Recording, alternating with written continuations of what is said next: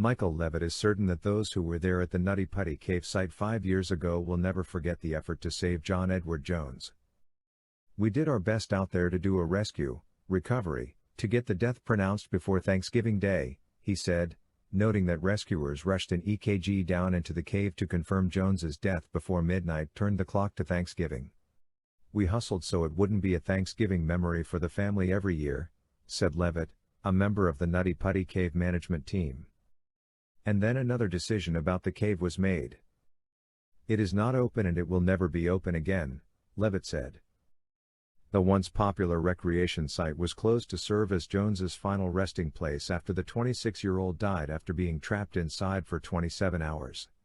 Levitt, who was the cave's access manager, was there for the rescue that ended just moments before midnight. It remains both difficult and sentimental for Levitt, who sent in his son, then 15, to the narrow passageway with the EKG, because the teenager's size and the exhaustion of the other rescuers made him the best option. A friend ultimately took the device from Levitt's son to confirm Jones's death. Report ad. "It left an indelible imprint on all of our souls, I know that," Levitt said. "It was very tough. And for it not to be a safe rescue, we didn't mind working. We worked and worked and worked, but we never thought that he was going to die. It was devastating to all of us." For Levitt and the surrounding community, the cave itself was another loss. Levitt has spent 29 years as a Boy Scout leader, and the cave was a favorite place of the young men ages 14 to 18. "It was a perfect cave for beginner cavers, recreational cavers and Boy Scout groups," he said. "We wanted them to go in so they could learn to cave responsibly and learn to cave in a safe environment." Inside the cave, the young men learned confidence, team building and how to work and struggle together. First closed in September 2007, Levitt was among those who worked to see the cave reopened in March 2009.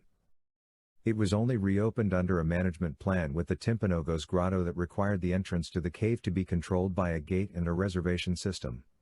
He said Timpanogos Grotto has continued its work as one of 3 grottos committed to preserving Utah's caves and educating the public about cave safety and conservation.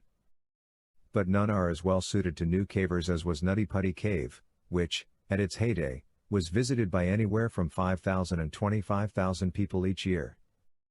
"We do not have another cave like Nutty Putty Cave," Levitt said. "We lost a natural formation and, really, it is sad, it's a huge loss." But there is another point of view. Utah County Sheriff Sergeant Spencer Cannon said that the closure of the cave eliminated calls to their office from those needing to be rescued from the area. It was a place search and rescue had responded to before, once just a month apart. "There's a sense of relief that we won't have to worry about something like that happening there again. But there were a lot of people who had a lot of enjoyment in that cave," Cannon said. There were many who decried the closure of the cave after Jones's death and others who questioned why it hadn't been closed sooner. Regardless, Cannon said that Jones's death made closing the cave the only logical option. "You would hate to take action on everything because if you cause it to cease existing so you'd never have a problem, we would make everyone stop driving, stop drinking and stop flying," he said, adding that there was a lot of discussion among law enforcement, cave enthusiasts and Utah's School and Institutional Trust Lands Administration about the decision. He, too, noted that he will never forget what happened at the cave.